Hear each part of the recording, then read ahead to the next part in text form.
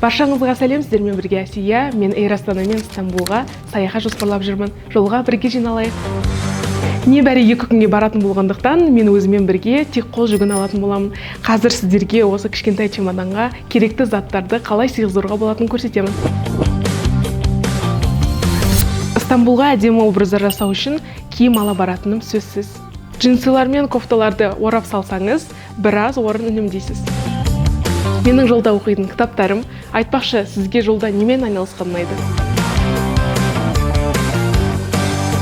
Тревел бөтелкелеріме косметиканы құйып аламын, өйткені қол жүгіне 100 мл-ден астам сұйықтық салуға болмайды. Телефон қуаттандырғыш, дәрі-дәрмектер. Қол жүгіне алуға тыйым салынған заттар, үшкір заттар, жарылғыш заттар. Ұшаққа чемоданнан басқа не алып кіруге болады? Ноутбук сумкесі, қол сумке, кішігірім гүл. Осымен болды, мен дайынмын. Құжаттарымды, электронды билетті және телефонымды сумкеме салып қойдым. Видео сіздерге ұнаса, лайк басуды ұмытпаңыздар. Кеттім!